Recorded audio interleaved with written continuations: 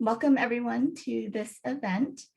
We want to start by thanking Peace, People Empowered by Acceptance, Conversation and Education, ISU, as well as ISU's Diversity Resource Center for co-hosting this event, and ISU's Cultural Events Committee for the grant funding that helped support this event. We also want to thank Casey at Disability Services for helping us to arrange for real-time captioning and sign language interpretation. We want to thank our interpreters, Sarah and Caitlin, as well as our captioner, Christina, for their work tonight. For those of you who want to view the closed captioning, there is a CC button on your menu for Zoom. And if you go into the settings, you can change the settings, including the size of the captions. So as a brief overview of the session, Chris Stedman is going to speak, and then we're going to have a discussion and Q&A session. And we anticipate that the discussion and conversation is going to be the majority of the session.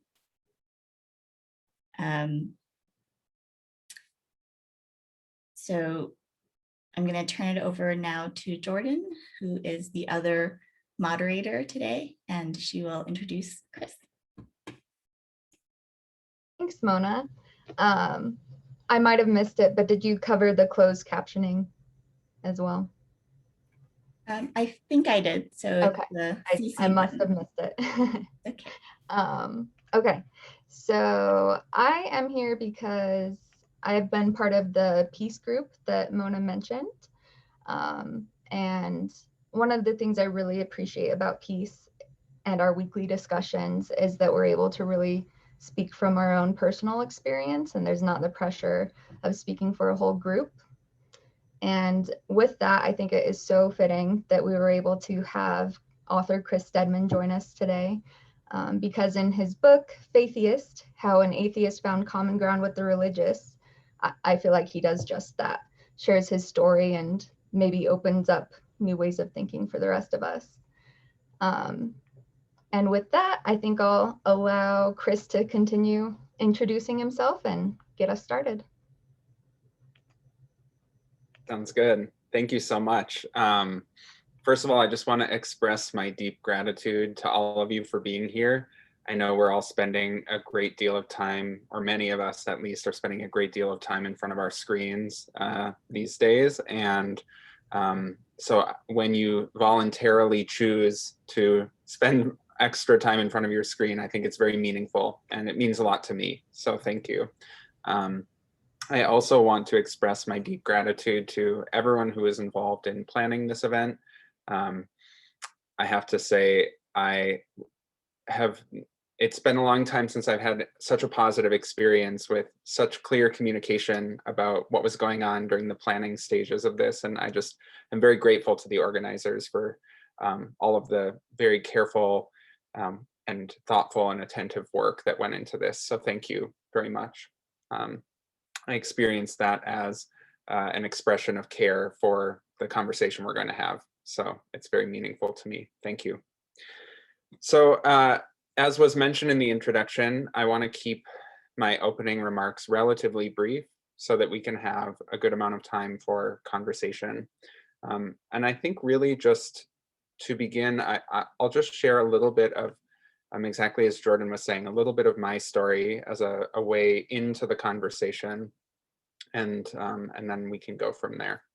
So I grew up in Minnesota, which is where I live now, in a family that was not religious. And really, I describe my childhood not just as non-religious, but as irreligious. And what I mean by that is that we weren't religious, but we didn't really talk about it either. It just wasn't a part of the sort of conversation growing up. So as I started to, get a little bit older, I came to realize that religion was this thing that existed in the world, but I didn't have a very good understanding of it. My understanding did expand somewhat when I was in third grade. We moved, And we moved to a neighborhood where there was another kid my same age who lived just up the street, and she was being raised in a multi-faith household. So her father was Catholic, her mother was Jewish, and she was kind of encouraged um, to explore and decide for herself what tradition she resonated with. And she ended up really connecting with her mother's Judaism, and she became very involved in her Jewish community. And she invited me over to their house for holidays, and I learned a lot from that friendship. But it really wasn't until I was 11 that religion had a sort of really personal touch in my life. And that's because when I was 11, I had a conversion experience and I became a Christian. And when I look back on that conversion now, I think there were kind of two primary factors that played a part in my ultimate decision to become a Christian. The first was that uh, when I was 11, when right around the time I was invited to an after-school youth group that met at a Christian church by some acquaintances from school, my family was fracturing. My parents were separating. My mom started working 3 jobs, and my whole life felt disrupted. And, because we weren't religious growing up, my family really was the space where I went to explore ethical questions, to find a sense of belonging and identity. And when I lost that, I was really, I felt lost, and I was looking for a place to feel welcome, to feel grounded. And I felt that immediately in this church. But the bigger reason, the second reason, was that about a year prior to converting, I started reading a number of books that detailed some of the greatest atrocities in the history of human civilization. So I was reading John Hershey's Hiroshima, which talks about the atomic bombs that the United States dropped on Japan. I read Anne Frank's Diary of a Young Girl about the Holocaust. And I read Alex Haley's Roots about American slavery. And I had learned about the events described in these books in school, but they were just presented as these sort of historical facts, as things that had happened. And when I read these books, it was I I had a very different experience because I was reading the stories of what it was like for people who experienced those things, and encountering those narratives filled me with a profound desire to understand what it means to be human, because I couldn't reconcile the fact that we could do such inhumane things to one another, with my understanding of what it meant to be human. So I felt like I didn't even have the language to articulate what I was struggling with, the kinds of questions that were coming up for me. Granted, I was also very young, and those are very difficult, big questions. But when I was invited to this church, it was like I found my people. I found other people who saw the same problems in the world that I did, and who wanted to understand why these things happened and what our responsibility was in the face of that kind of injustice and cruelty.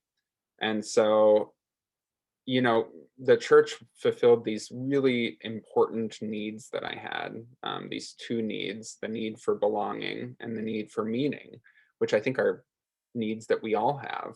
Um, Unfortunately, the church, while it seemed very welcoming initially, was less welcoming than I quickly came to realize it was less welcoming than it initially seemed. And, a big part of that was because they were a large part of how they propped up their sense of identity internally was by maintaining strict boundaries around the community. They had a very in versus out mindset. And this was particularly true around issues of sexuality. And they frequently and really vehemently demonized LGBT people. And my conversion coincided with a third thing, which was my emerging awareness of my own queerness. And so this presented this huge dilemma for me, because on the one hand, this community was meeting these really important needs that I had. And on the other hand, I suddenly felt like this piece of who I was deeply in conflict with my membership in this community. Fortunately, a few years into that struggle, my mother found a journal that I was keeping where I was writing about the struggle I was having. And she did something really amazing, something that completely changed my life, and that I was so fortunate to be in a position where I had a parent who did this. And that was that my mother went to the phone book and she called up local churches in the community, and she found a Christian church with an LGBT affirming minister, and she took me to speak with him. And that totally changed my life, in part because it was the first time that someone told me that there was more than one way of thinking about and understanding this issue. So this minister didn't tell me what to think. Instead, he pointed me in the direction of resources so that I could think for myself and figure out what I thought about my faith and my sexual orientation. So eventually I made my way into LGBT affirming Christian communities, and I found that space where I could wrestle with these big questions that I had and also be authentically myself. And so eventually I decided I wanted to go to college to study religion, thinking that I wanted to help people who had struggled in the way that I did, with the kinds of questions that I did. But when I got to this Christian university where I started studying religion, I was challenged by my professors, all of whom were Christian, to ask myself why I believed the things that I did. And it was through that process that I came to realize that I had become a Christian, not because of the theological claims of Christianity, which for me had always felt like this kind of package deal, not a sincere expression of what I really believed, but rather this thing I took on in order to get these sort of other pieces. But rather, it was the function of Christianity that had drawn me in, that it had provided a space where I could find a sense of belonging and welcome, a sense of identity and connection. And it had helped me find meaning and a place to sort of wrestle with these big questions. And so really, since then, that has been the sort of driving interest of my life, is supporting spaces where people can find a sense of authentic belonging and identity, and where they can explore these big questions that I think we all have and that we all wrestle with throughout our lives. And so I've worked as a community builder for non-religious people, trying to provide spaces where they can explore those questions of meaning and purpose, and do so in a way that is true to their understanding of the world as non-religious people.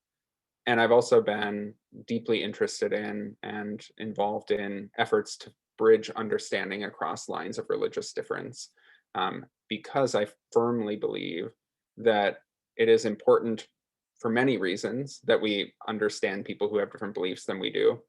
But I also believe that we can get to a better understanding of how to answer the kinds of questions that we all wrestle with if we're in conversation with people who don't share our beliefs. So it's not just a matter of wanting to break down the stigmas that exist between various groups and across these lines of religious difference, but also because I think it makes us fuller people when we are in relationship with people who don't see the world in exactly the same way that we do.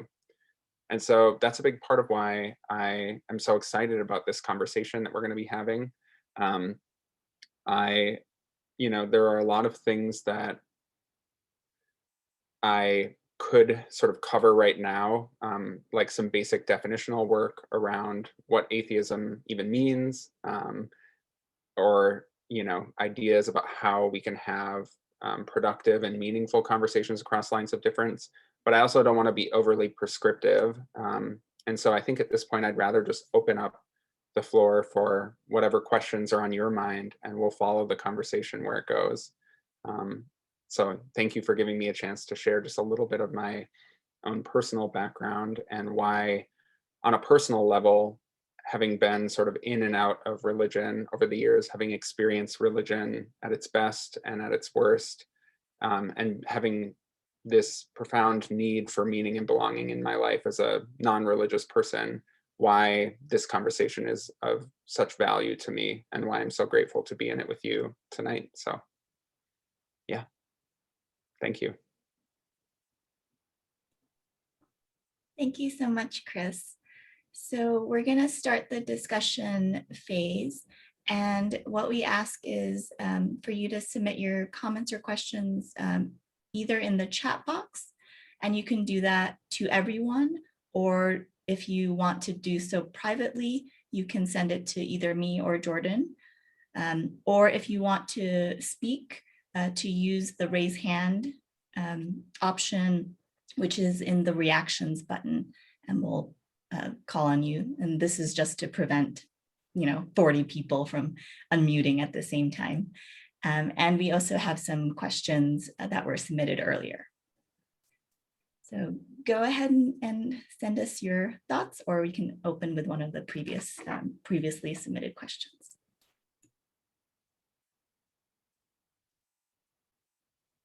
So I see a question in the chat about my understanding of scripture as it relates to homosexuality.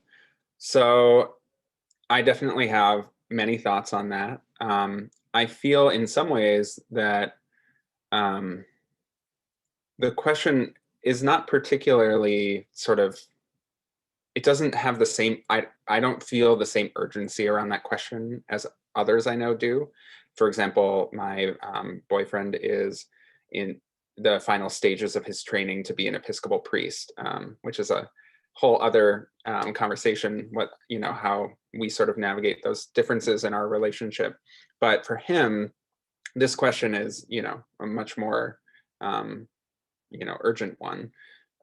For me, my understanding of the Bible as a non-theist is that it is a book that was written by human beings, and that it contains, it reflects our humanity, all of the sort of best and worst of our humanity.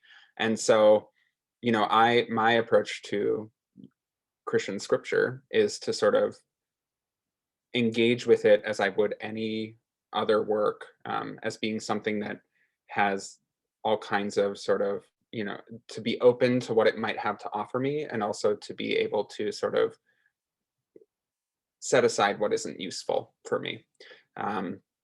And so, there is and this is something when I was 13 and my mother took me to speak with this Christian minister, I learned that, as I mentioned, there's not just this single way of viewing the Christian understanding of sexuality that I had been presented.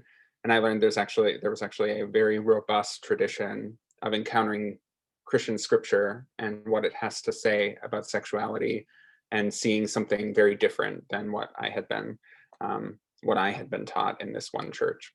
And so, as I said, this is a conversation that many people have been having for a very long time. I think that the way that the Bible not only has been sort of understood and interpreted, but also which parts of it have been emphasized, has a lot to do with who has been in, the position of power to sort of dictate what readings are sort of privileged over others. And so all of that is to say that it's a very complex subject, and one on a personal level that used to feel much more sort of important or loaded than it does to me now. So I think I'll leave it at that. I also, like, in my experience as a chaplain working with, so I worked as a humanist chaplain for the better part of a decade. And the very short version of what that means is that I was charged with supporting the spiritual lives, for lack of a better word, of the non-religious students at the institutions where I served. And so oftentimes, because I was the person who was there to support non-religious people alongside many sort of religious clergy, I would get religious individuals who were struggling with some aspect of their faith and afraid to bring their questions to the clergy in their community. Oftentimes they would come to me instead. And my being openly queer as well meant that I got a lot of people who were struggling with their faith and their sexual orientation. And oftentimes I would reach a point where it was clear that I was not going to be the most helpful person for them. And so I could function as a bridge, knowing that the clergy member in their community who was a friend and colleague of mine was someone that they could trust with their questions, and I could help facilitate that connection. And so with a question like this, for example, that's a question where I would share my perspective on it, but I would say there's real limitations here because I'm not a part of this community that considers this text to be sacred in this way. And so I only have so much to say about it. So yeah, thank you for that. We had one direct question come into me before the other two in the chat, so I'll ask that one. And it's very similar to some other questions that were submitted earlier. This person wrote, some religious beliefs are fear or shame-based. Can you speak about ways to address any harmful beliefs without invalidating someone's beliefs or causing defensiveness? Yeah. And I'll just add to that one question that just came in the chat, which is, asking what thoughts do you have on the best ways to initiate cross-religious conversation? In other words, how do you bridge the us versus them divide? And, this is, I think, at the heart of interfaith dialogue. It's interfaith dialogue is easy when you're when you stick to the stuff that, are sort of really simple points of agreement. Like, I often, when I've been involved in interfaith work, one thing that we often do is we'll come together for some kind of community service program to say, this is an issue that we all care about, so we're going to come together and work together around it. And in the process, we'll get to know one another better, and I can learn more about why this issue matters to you, and sort of your perspective on that as a person of faith, and I can tell you more about my perspective. That is, a very different kind of conversation than having a really, difficult conversation about a point of immense disagreement, especially like around, when I'm encountering somebody who holds a belief that feels like it is a sort of personal affront to me, or it's sort of personally dehumanizing. And I guess there are a few things I would say about that.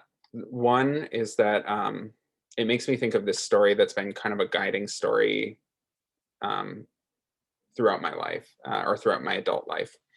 And that is that early on in my career doing this work, I was speaking at a school in Southern Illinois. It was one of my first speaking engagements ever, so I was very nervous. And afterwards, after everyone else had sort of cleared out, one person who had attended the talk was still there. And she came up to me after everyone else had left. And she told me, without prefacing it really at all, that I had a demon inside of me that was making me gay. And that she knew that because she had had a demon inside of her that had made her gluten intolerant. And she had had that demon cast out. And so she knew it was possible for me. And I'm not sure if it was the comparison of my sexual orientation to gluten intolerance or what, but I was just, I was kind of shell shocked. I didn't really know what to say. And I felt multiple reactions arising simultaneously. I felt angry about what she had said. I felt deeply hurt by what she had said. I'm not sure if she knew, but at one point in my life, I had sort of internalized some of those same beliefs, that there was something deeply wrong with me that was making me queer, and so it sort of brought up all those old wounds. I felt like I wanted to sort of lecture her about why this belief was harmful and wrong and bad, and so I wasn't sure which of these responses to offer. And so because I was kind of taken aback, because I wasn't sure how to respond, I took a moment just to take a breath and sort of collect myself. And in that moment, when I did that, I noticed something, which is that she appeared to be kind of afraid of me. She was like looking at the ground between us, not looking right at me. I was able to recall that her voice had been shaking a little bit when she spoke to me. And despite, all of the righteous indignation and hurt that I was feeling, I felt empathy for her. I felt bad that she was afraid.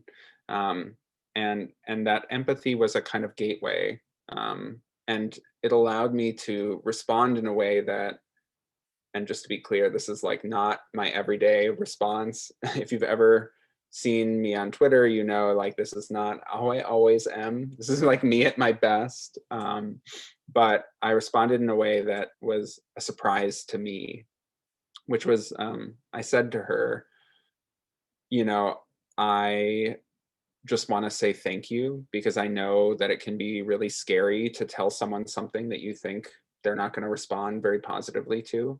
And I think it's brave that you are telling me this. And I'm going to assume that you're telling me this out of genuine concern for my well-being. I mean, if you think there's a demon inside of me, yeah, that's bad. And so I appreciate you putting yourself out there to tell me this thing. And I assume you're doing it because you genuinely care about my well-being, and I appreciate that. So thanks. And I think the only person who was more surprised by what I said than me was her. I think she was expecting this confrontation. She was expecting to see the demon come to life in a way. And instead, it opened this door for an actual exchange between us. I was able to ask her some questions through which I learned that she had never had a direct interaction with an LGBT person before. She had only heard LGBT people talked about. I was able to share a little bit more of my own experiences with her, to give her another point of reference, a more sort of direct one.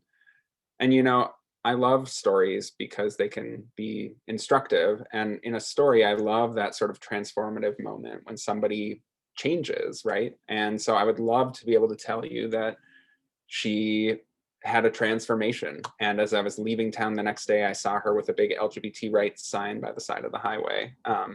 But that is not what happened.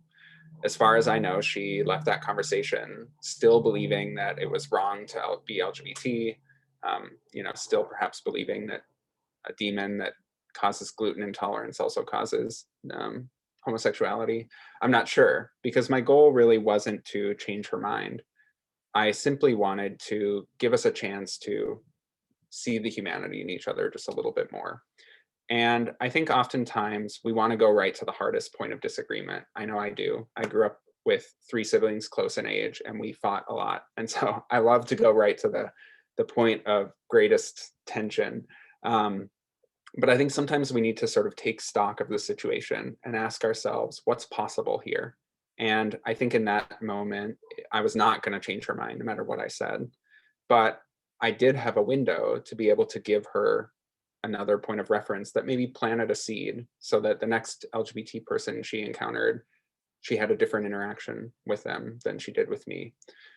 I don't really know. But I think that oftentimes when coming to these most difficult points of disagreement, we have to take stock of the situation and ask ourselves, what's possible here? And also, am I the right person for this? A big part of what I really value about interfaith work is that, you know, there are some people who are just never going to hear it from me because I'm queer, because I'm an atheist. They're just not open to what I have to say.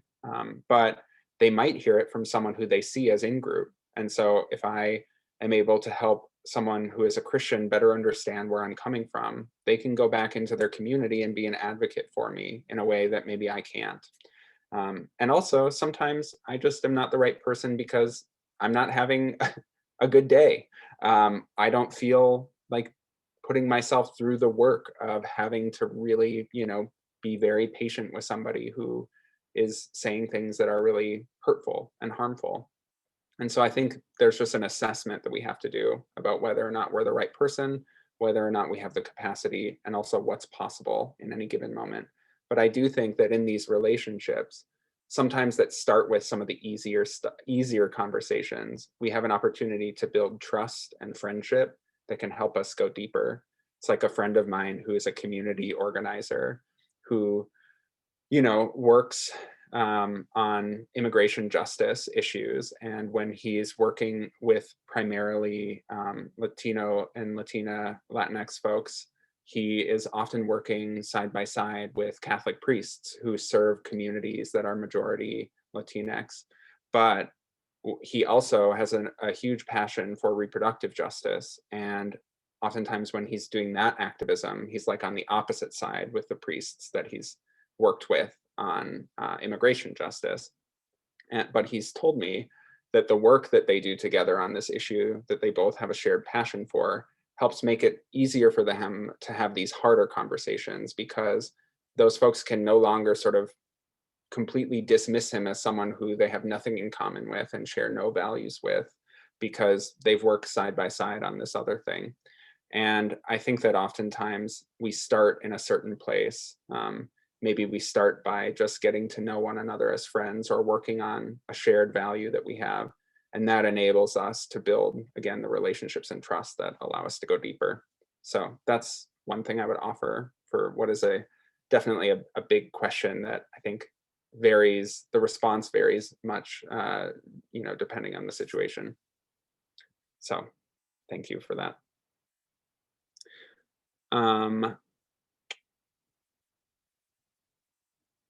So we have a question here that from someone who is a Unitarian Universalist atheist, and just wanted to for me to expand on what I mean by faith, which is a great question. It's a hard question. First of all, I just want to say it's great to connect with you, Jennifer. Sorry, I'm trying to move between the different screens here. So I technically am a member of a Unitarian Universalist congregation here in Minneapolis. It's called First Unitarian Society of Minneapolis. It is a historically humanist UU congregation, by which I mean, if you go to one of their events, it's unlikely that you'll hear any sort of talk of God. They are sort of overtly a non-theistic community. I didn't this last winter, obviously, because we're in a pandemic, but every December, my brother and I go to their winter solstice celebration, which I absolutely love. And I also went to a Unitarian Universalist theological school. So I have a lot of affection for Unitarian Universalists and may technically be one since I'm a member of that congregation. But all of that is to say, the word faith is one of those words that's extremely slippery, and people often mean very different things when they use it. And I think that faith, as it is sort of most widely used, like in sort of, common parlance, is often, there's this sort of implicit idea that faith involves something supernatural. I mean, this is the same with spirituality. So I remember when I was serving as a humanist chaplain, we did an event once on spirituality, and we asked our students beforehand at the very beginning of the program to raise their hands if they considered themselves spiritual, or if that language connected with them. And about half of them raised their hand. And then we asked, raise your hand if you don't consider yourself spiritual, and about the other half did. And I think it's because with both of those words, they have come to be associated with, supernatural or theistic beliefs. And so oftentimes I don't use them to describe myself and my worldview, because I think people often hear something other than what I mean when I'm using that language. But I think that obviously faith and spirituality both have a much more complex and rich history than simply being associated with, certainly, I think living in the United States, those things are often especially associated with Christianity and with particular forms of Christianity, forms that have been, sort of privileged because they are practiced by the dominant groups. And so all of that, I say all of that because part of what I really love about being in interfaith conversations is that, we live in the United States in what is, I believe, the most religiously diverse society in the history of the world. And yet we also have critically low levels of religious literacy. So we know very little about religion. We know even less about those who practice things that are different, beliefs that are different from our own. And so, words like faith, like spirituality, become very loaded, and they're not well understood. And what I love about interfaith conversations is they give us a chance to actually sort of dig into what those mean, and to see, actually, even in a group where you might assume this is a sort of religiously homogenous group, like a group of Christians, if you were to ask 10 Christians what they mean by faith, what they mean by God, what role they think God plays in their life and in the world, you would get 10 very different answers. For example, I teach now in a department of religion and philosophy at a Lutheran university. And though I'm not Lutheran, I am surrounded by them. and so I'm very influenced by Lutheran thinking. And one Lutheran theologian whose work I really appreciate and admire is a man named Dietrich Bonhoeffer. Some of you may be familiar with him already, but if you're not, he was a Lutheran theologian living in Germany at the time of the rise of the Nazis. And he felt that Christians had a responsibility to live as if there is no God. And what he meant by that is that rather than expecting a higher power to intervene in human affairs, particularly in the face of injustice, it was his position that Christians have a responsibility to work to discern the will of God and then act as God's agents in the world. And for him, that meant attempting to assassinate Hitler, which ultimately is why he was imprisoned. And when I think about a theology like the one espoused by Dietrich Bonhoeffer, this idea that to be a Christian means to live as if there is no God, I see, great overlap with my own worldview as an atheist and a humanist who believes that it's ultimately up to human beings to address the problems that we all face. And yet, I think 15 years ago, if I were to encounter a Lutheran, I would have all kinds of assumptions around what their Lutheranism meant, that they did expect a higher power to intervene in the world in some way. And so, and I would have had no idea that there was actually this rich history within the Lutheran tradition of this theological position that's very aligned with my own view of the world. And so that's a thing that I've only been able to learn by being in relationship with and influenced by people who hold those beliefs. So it's one great benefit, I think, of those kinds of conversations. So some wonderful questions coming up in the chat. How do you become a humanist chaplain? It's a great question. So when I was doing my master's in religion, I knew that I wanted to help support spaces for people who fall outside of traditional religious categories, but who still have these needs for meaning and for belonging. But I had no idea what that would look like in terms of actual sort of professional work. But I learned that there was a humanist community at Harvard University that had actually existed for decades. It was a chaplaincy program that was founded by a man named Tom Farrick.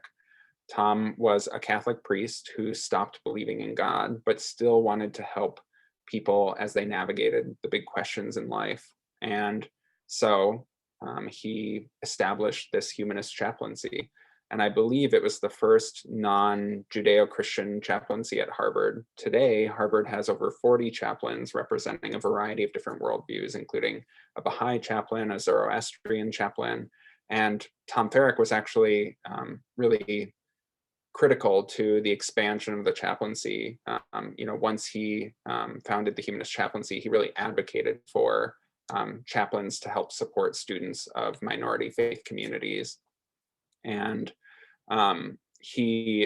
so this chaplaincy existed for decades, and I ended up going to work for them. And then after 4 years there, a group at Yale University was working it was a group of faculty, students, alums, and they really wanted to see a similar program exist there. And so eventually I came down to help them build that program, and I was there for 4 years as well. But there are very few opportunities right now to do humanist chaplaincy professionally. I never expected to end up in institutions like Harvard and Yale. I am now back in Minnesota, which was ultimately like my long-term goal, was to end up back here so I could be close to family. And it happened a little sooner than I was anticipating for a few reasons. My stepdad has Alzheimer's, and so part of why I came back was to help with caring for him. But there are more and more humanist chaplains now. There are a few in higher ed, but more and more in hospital settings, especially.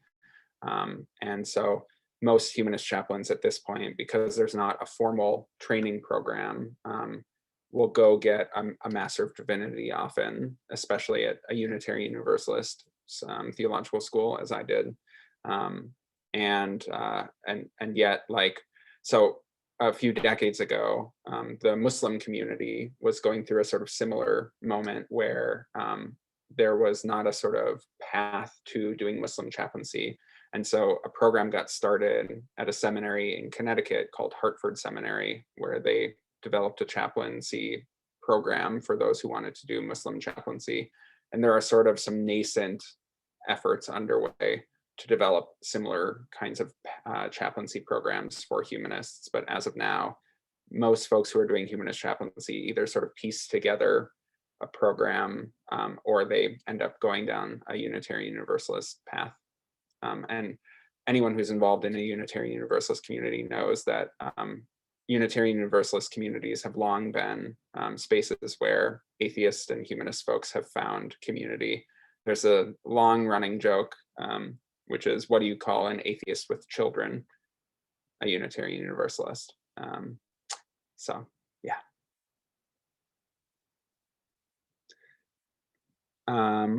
Let's see.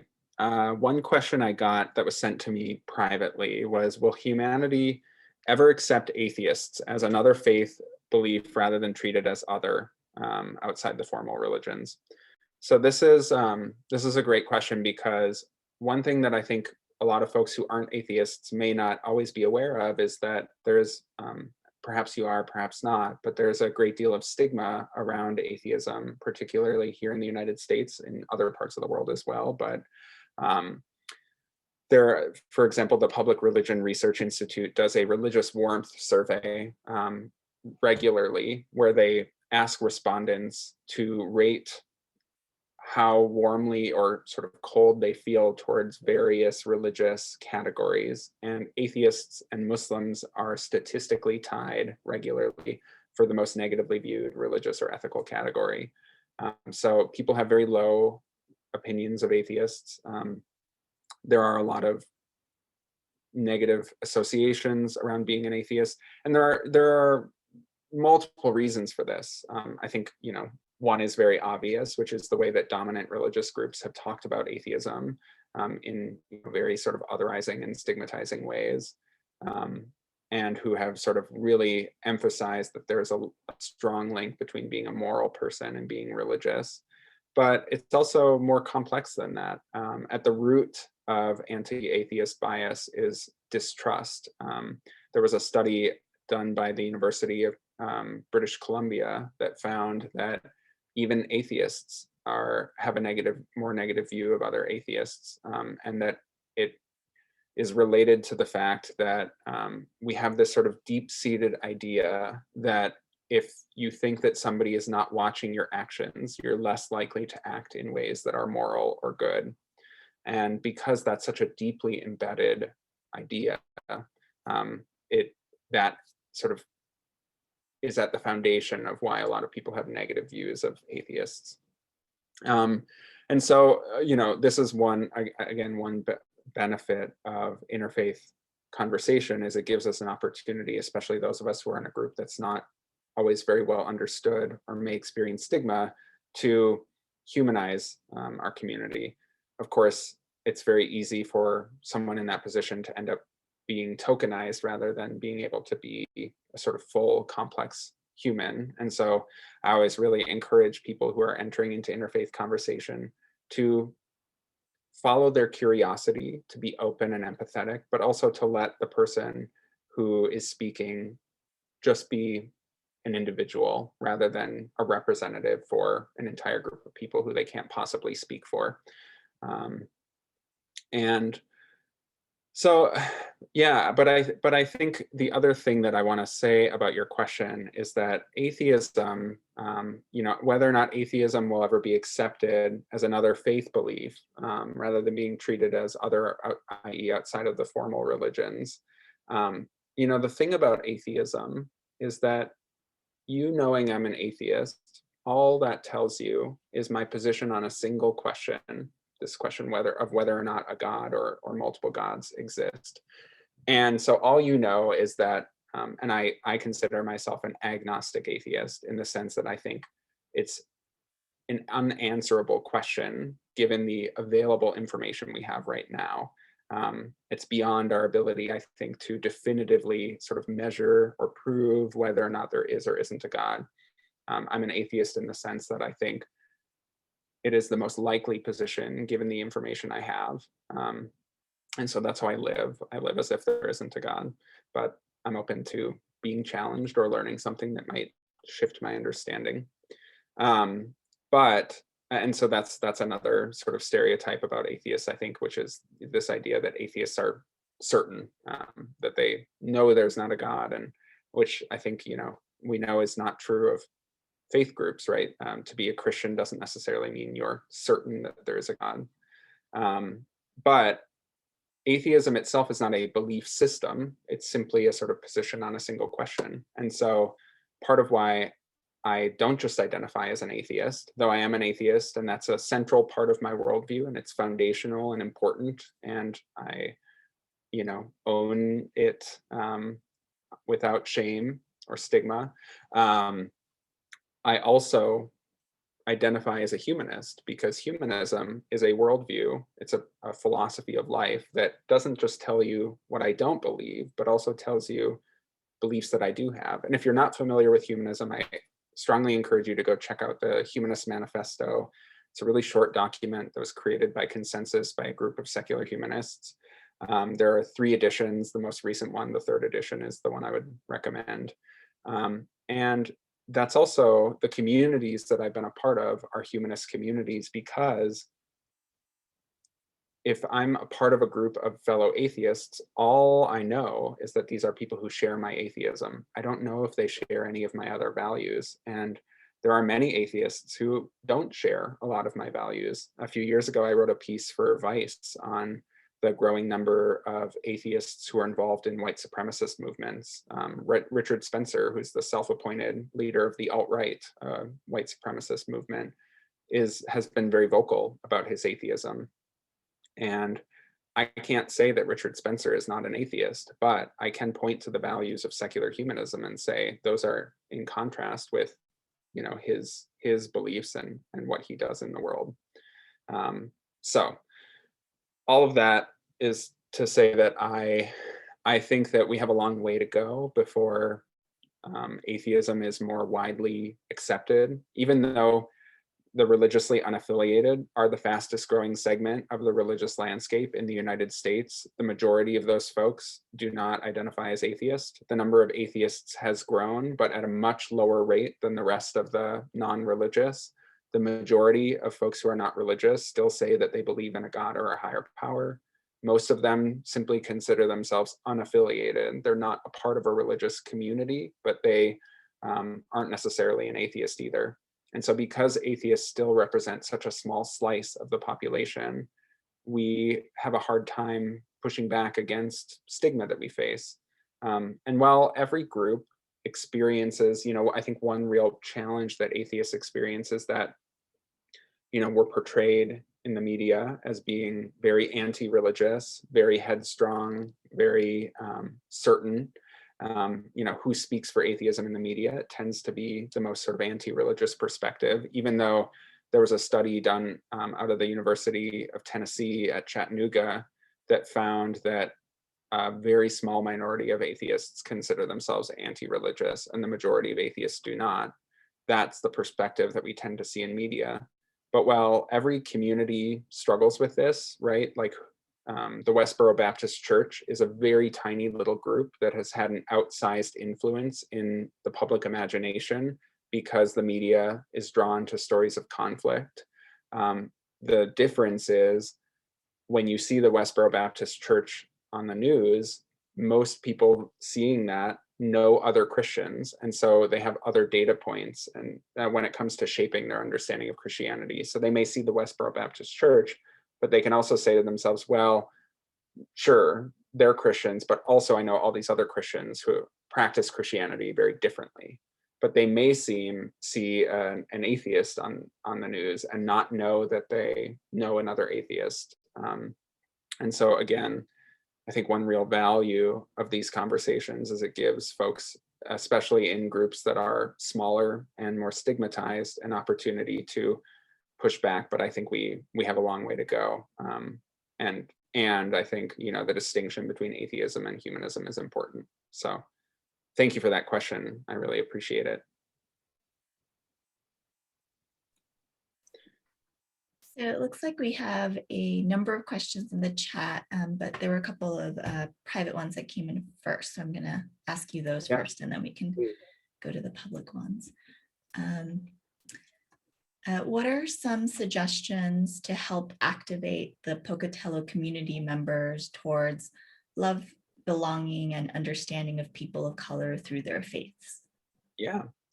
So I think that one of the things that I have found really transformative when being involved in interfaith work is that, interfaith dialogue at its best is intersectional. It gives us an opportunity to talk about all of the different identities that we bring to the table and how those relate to our understanding of the world. And so I'm not only talking about my atheism, I'm also talking about my queerness, and I'm talking about, how my own whiteness influences the way that I've understood the world.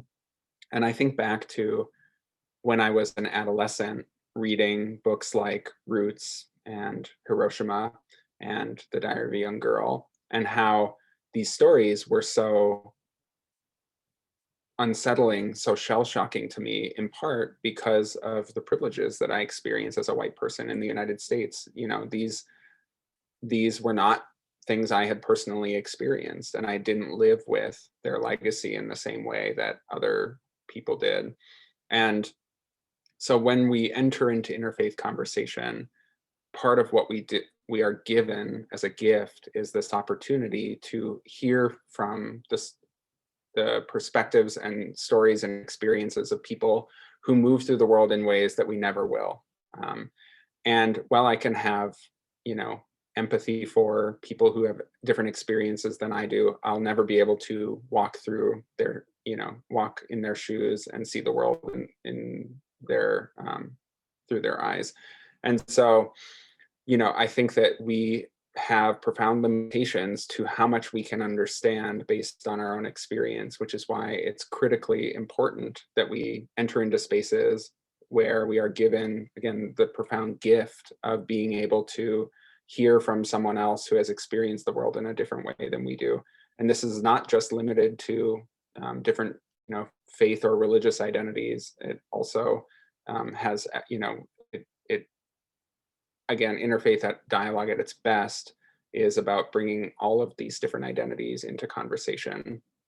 And so I would say, when it comes to activating your local community around, these kinds of conversations, I think that some of the most, like, one example from my own life is years ago, I was having a conversation with a woman who is Muslim and who's a woman of color and who wears a hijab. So she is often read as Muslim as a result.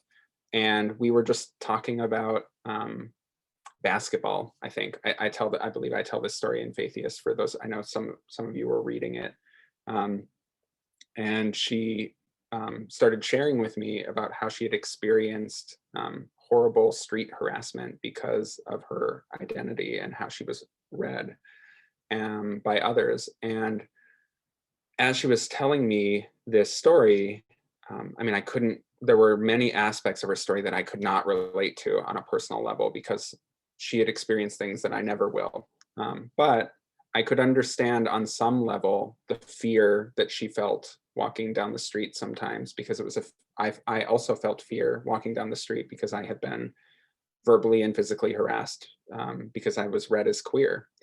And even though, again, our experiences were profoundly different, it gave me an opportunity to understand, based on my own experience, how, you know, just get the smallest sense of how that might have felt for her. We wouldn't have had the same exact experience, and I think, you know, it's important to not equate those experiences, but to say, I have felt fear. I understand the feeling of being unsafe in public, and it, and I think back on that now, and it's wild to me that I I had no idea that that was a thing that she would experience. I had no idea that Muslim women get harassed in public. Now, of course, I know that this happens all the time. Um, but it was profoundly eye-opening to hear from her and her experience, and to be able to, on some level, connect it to an experience I had had. Again, not equating those experiences, but to say, okay, this gives me a window into an experience I've never had and never will have. And it makes me think of something I have experienced that helps me sort of understand how that might have felt in some way. And so I think that, you know, it's easier when we can make those personal connections, right? It was easier for me to understand what she was describing because I also had experienced violence from strangers walking down the street. Where it becomes more difficult and all the more important to listen and be in conversation is when you can't relate to it. And there are many things about her experience as a woman of color that I will never be able to relate to. I could relate to that one specific example, but there are many others that I can't. And so, you know, I think that is, you know, one of the, again, it's sort of like what I was saying earlier about sometimes you start with the easier place in the conversation. And then as you develop trust and build relationships, you can enter into the things that are harder to understand. I think that that's particularly true as you get into experiences that are further and further removed from something that you have ever experienced. It is a profound gift to have a relationship of trust where you can learn through that relationship. So I think that oftentimes with interfaith initiatives, you know, someone will go to one event and think, okay, now I've met people from other groups and communities. And there is value in that. There's real value in that. But I think that where transformation happens at the deepest level is in relationships. And so I think it's important, you know, to sort of keep showing up and keep developing those relationships. So that's just one piece of advice I would offer. Thank you. This next one, the person says, thank you so much for doing this event. I grew up in southeastern Idaho as a fourth generation Mormon / Latter-day Saint. And at age 12, I learned for the first time we were an quote unquote anti-gay church. This realization caused me to leave because it conflicted with my own moral compass, even at age 12. I still have many friends and family who are still in the Mormon / LDS church, and it causes a lot of dissonance for me knowing they still hold these anti-LGBT views. How have you managed to resolve that dissonance for yourself? Or, have you managed to resolve that dissonance for yourself? A great question. I often think that these kinds of interfaith differences are that much harder to navigate in family contexts than, like, it's easier for me to have a conversation with someone who is a part of a faith group that's not LGBT affirming than it is to talk to my uncle who is Christian and not LGBT affirming. Because it's in a family context, it just becomes so much more complicated. And so, I think I think about like friendships I have where I have one friendship, for example, from many years ago, back when I was a Christian, this person is still a Christian. And I remember early on in my atheism, after I'd realized I wasn't a Christian anymore, when I was I was at that point, I was feeling like very provocative all the time. I always wanted to like poke at people who had different beliefs than I did, especially Christians. And I remember we were on a walk once and I asked her, so do you think I'm going to hell? And she, paused to think about it.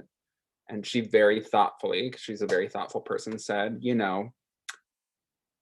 that's not something I decide, right? Like I believe that that's between you and God, and like I can't possibly imagine to understand like the mind of God.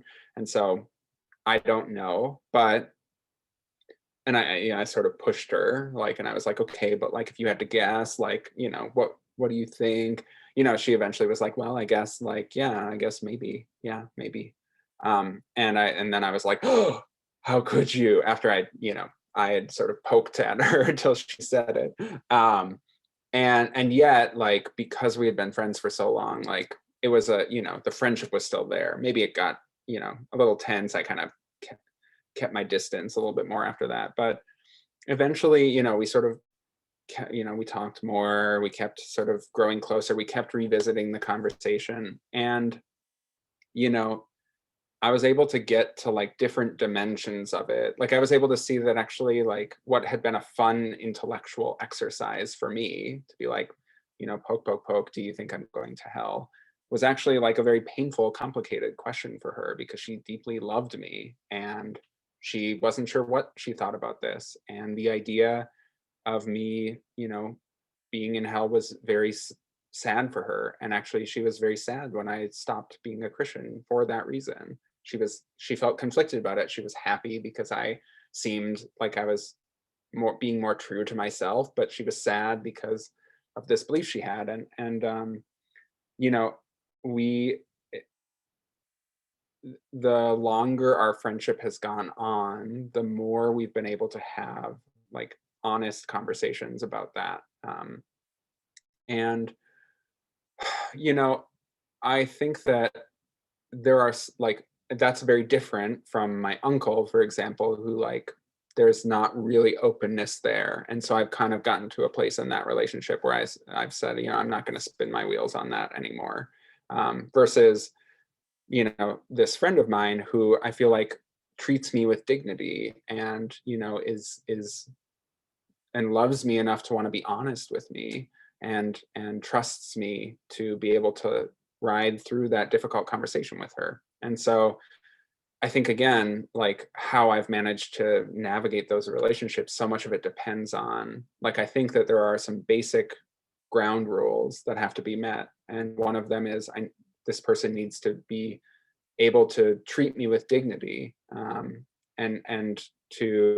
there needs to be trust that they will, that I can tell them what I think honestly, and they can tell me what they think honestly. And so much of that just has to do with, having that basic dignity in place. And so that to me, I think that plays a big role in whether or not those conversations are fruitful. But before I finish, I just want to also say thank you for sharing that, and that I know how difficult those relationships can be to navigate, and that I think it's obviously, you sound like a very principled person, and I think it's very courageous what you did when you were younger. And I think having those principles and that courage, will be assets as you try to navigate those conversations. So I would just encourage you to trust those as you do. So thanks.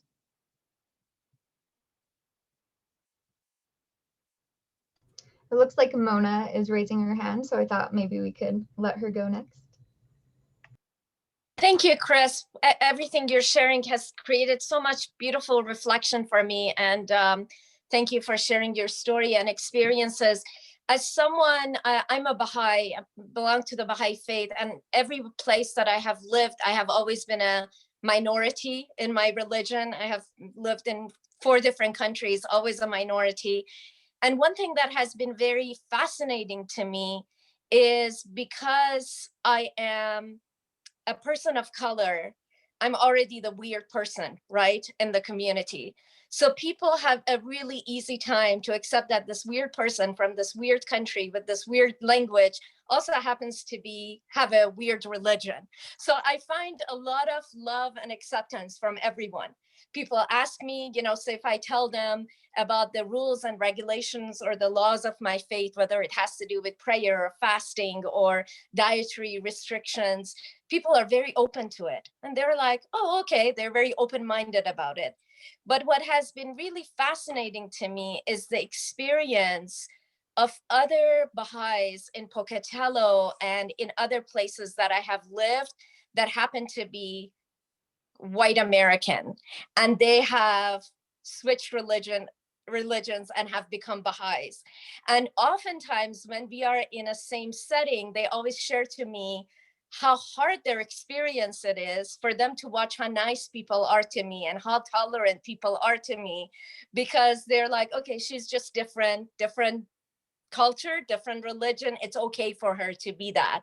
But it's really hard for people to accept that someone that looks like them and comes from the same background might have chosen a very different spiritual path. And they deal with tests and difficulties that I'm not subjected to.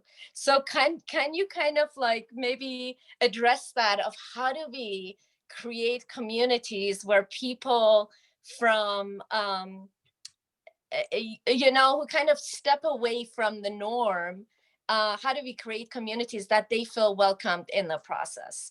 Yeah, thank you so much. It's such an apt observation, and I've experienced it myself as well. Being someone who is sort of very public about my atheism and about my sexual orientation, I end up hearing from and being very involved in interfaith work. I end up hearing from a lot of people from different parts of the world and different communities.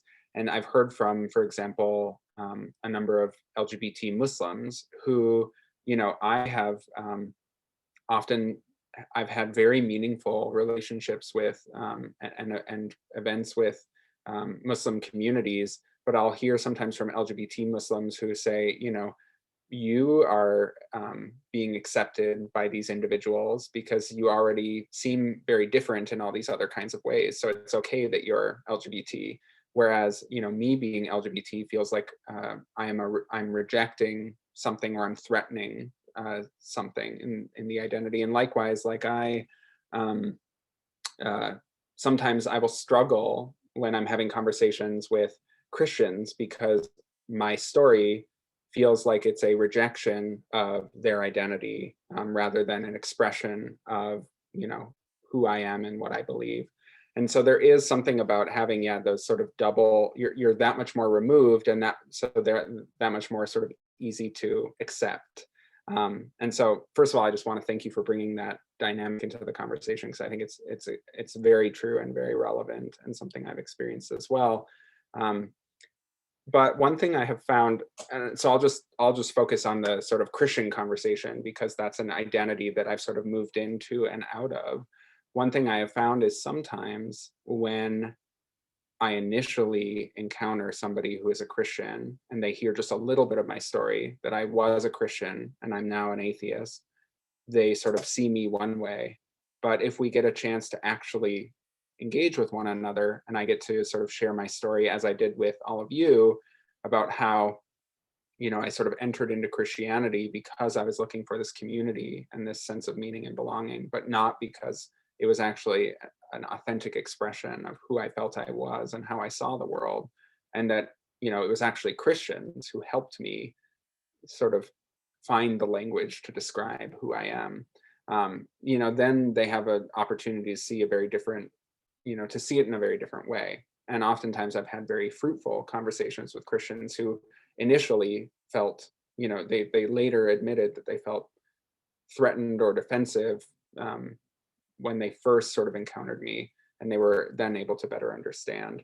And so, I think like this is a thing I hear from many atheists, again, having worked as a chaplain with many students over the years who maybe come from a faith background and are realizing that they don't believe that, but want to understand how to communicate that to their families without it feeling like they are rejecting the way that their parents raised them or rejecting their family's identity.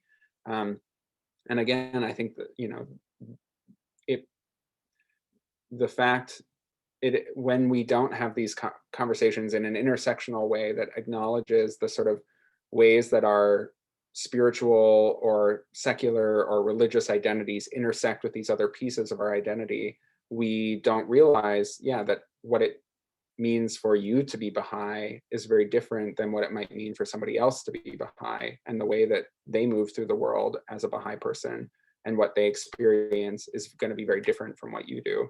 Just as, my experiences as a queer atheist are going to be different from the experiences of, a very prominent cisgender heterosexual white male atheist like Richard Dawkins. He has a very different experience of the world than I do. So yeah, I don't think I have a solution to the challenge that you have rightly identified. Rather, I share the experience, and I think that when we enter into these trusting relationships, we have an opportunity to take these conversations that often feel really abstract or like they are about rejecting an identity and ground them in our personal experience, and that often changes the way that they're received. Not always, but sometimes. So thank you very much.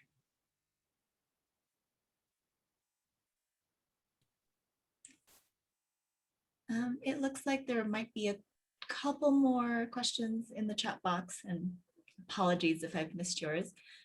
So this one says, I loved hearing about the books you've read as a kid/adolescent to expose yourself to human suffering and resilience.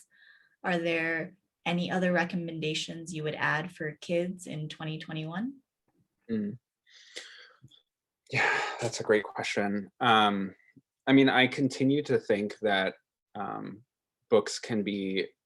books or other forms of media can be profoundly impactful, especially when you're growing up in a community where, because I think relationships are immensely transformative, and this bears out in the data. The Pew Research Institute did this study on the American opinions on same-sex marriage. So they looked at, shifting public opinions on same-sex marriage, because same-sex marriage is the sort of issue where we've seen the fastest change in public opinion in the shortest amount of time in the history of this country. So an overwhelming majority of Americans went from, or a majority of Americans went from opposing same-sex marriage to supporting it in a really short period of time, within a decade. And so Pew did this study to understand why. And the number one reason that was given by people who said they changed their minds and went from opposing same-sex marriage to supporting it was having a relationship with someone who was gay or lesbian. And so I think that relationships ultimately are where we are able to sort of most transform our understanding of the world and expand our horizons beyond the sort of narrow limitations of our own experiences. But we can't always we can't have a relationship with every single person in the world. And many of us live in communities where we're limited. And so I think that stories, whether they are embodied in a person and in a relationship or expressed in a text of some kind, have the ability to help us expand our horizons. And, I am the book person in my family. So for all the holidays and birthdays, I always give books. I selfishly partially just do it because it makes it that much easier for me to figure out what I'm going to get someone. If I know I'm just getting a book, then I just go, I'm like, okay, let me find a book for this person. And I have 2 nephews and a niece, and increasingly I'm trying to be mindful of what kinds of stories they are being exposed to. And so, yeah, like I said, I can get into a number of specifics. One that I would definitely recommend is a friend of mine. Well, actually, I was going to say, maybe what I'll do is I can send an email to the organizers after, and then with a few recommendations, and they could share them with anyone who is interested, rather than, because I recognize we're coming up against the end of our time here, and I just want to be mindful of attending to other questions. But thank you. That's a great question. Yeah, and that's a nice reminder for me to let everyone know that you'll be getting an email from us through the Peace email address where you got the original link for tonight. And that will be coming out in the next few days with a link to the recording in case you want to view any of this again, or some people weren't able to join today. And so absolutely, Chris, anything you want us to share in that email, we certainly can. The other question we had was, atheism tends to be more widely accepted on college campus than established religions. What are your thoughts on that? Yeah, so I think that one thing that, and this kind of gets at the heart of why I think these kinds of conversations are so important, is there's this misguided notion, I think, that because, so there's this idea, right, that we don't want to privilege any sort of particular religious expression. That's sort of this Central American idea, and that's and I think it's a good one. We don't want our government to be privileging one particular religious expression, but I think that there's this misguided reaction to that, which is this idea that we just push all conversation of religion out of the public square, but that's really not what that means. And so I think, unfortunately, because religion feels like this very loaded topic, because people have this idea that we shouldn't talk about religion with strangers, especially, that really sort of perpetuates this this idea that we should sort of mostly just talk to people that we already know about religion, who are going to be more likely to share our views already, rather than stepping outside of our comfort zone. And so I think as a result of this, religion as an identity category hasn't been treated in higher ed in the same way that other identity categories have been, and thus isn't always sort of brought into the conversation in the way that it should be. And I think that in these discussions we have an opportunity to broach those conversations. And so, yeah, I think, I don't know if atheism is more widely accepted on college campuses or not. Some of the data I've seen suggests that, again, there are many people who consider themselves religiously unaffiliated or non-religious, a smaller number of those that consider themselves atheists. But I do think there is this idea in college and university settings that in some college and university settings that we shouldn't talk about religion. And that has made, other religious identities, that has sort of marginalized them in college and university settings. And I think that it is really important to recognize that this is one facet of people's identities that informs how they experience the world and how they're treated by others. And we should make sure that it's part of these conversations. So yeah, thanks for that. If you don't mind, Chris, I'd like to throw out one more question. So I grew up here in Southeast Idaho and grew up feeling hurt by the Church of Jesus Christ of Latter-day Saints. And as I ended up in college, I found a community of atheists that I really connected with. We spent a lot of time complaining about religion, honestly. But we also tried to connect with the community.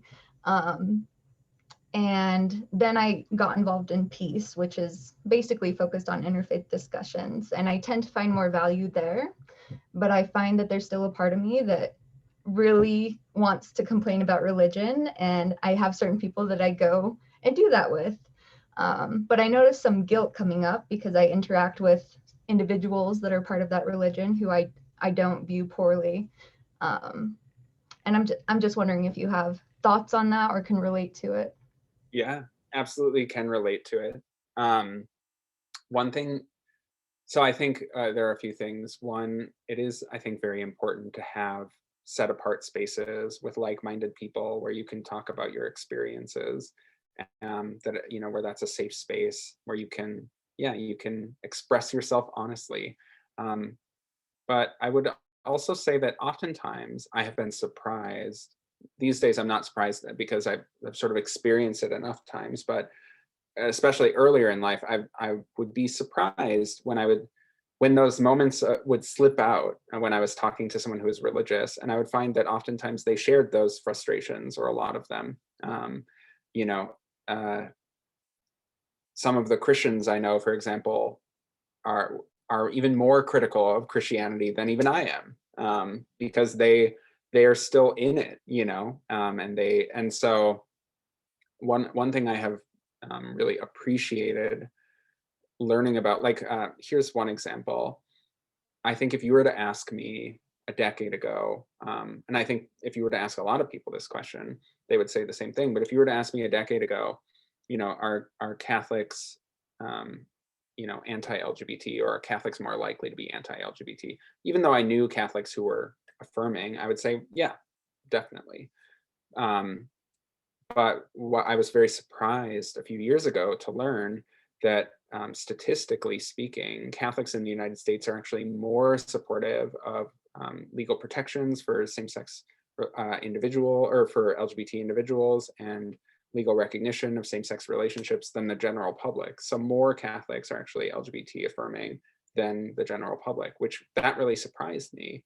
And I think our understanding is shaped by, who is speaking for these communities and traditions. And one thing I've learned as I've gotten to know more Catholics over the years and had more conversations with them is that, whatever frustrations I might feel about the Catholic Church, as someone who stands outside of the institution, who is impacted by the institution to be sure, but who in many ways sort of exists outside of it, are, in some ways they pale in comparison to people I know within the Catholic institution who, feel immensely frustrated and hurt by the institution. And so, you know, I I share that to say, like, I absolutely relate. I also think there's real value in having spaces where you can be among like-minded others and not worry about saying, something that might hurt somebody else. I think your feelings of guilt come from, if I can guess, they come from a place of genuinely caring about people, who are in these groups that have also hurt you, and recognizing that, you know, they don't they are not necessarily responsible for what this group has done as a whole, or what, who speaks for this group has said. But I also, the only sort of piece I offer is that I have actually found great comfort in, and healing even, in my own sort of frustrations that I feel from actually connecting with other folks in those groups who I learn, share a lot of my same feelings. So not only has it helped me challenge my understanding of what that group is as a whole, it's also helped me find a sense of camaraderie and healing, knowing that there are people within that group who share those concerns and frustrations, and who are actively trying to transform those systems inside of them. So yeah, there's much more we could talk about, but it's a great question. So thank you. So we're pretty much at time. So I want to be respectful of everyone's rest of your evening plans. So thank you so much, Chris, for joining us, and to our accessibility providers. Yes, go ahead and give a virtual clap if you would like. So we'll be sending out an email with information on how to access the recording, Chris's recommendations for books, and also information about Peace. So that group meets every Wednesday for discussions like these. And hopefully from tonight, you're getting some new ideas, and it'll encourage you to build bridges and have some of these conversations, even the difficult ones, and build more community relationships. So thank you all for participating and hope you have a great night. Yeah.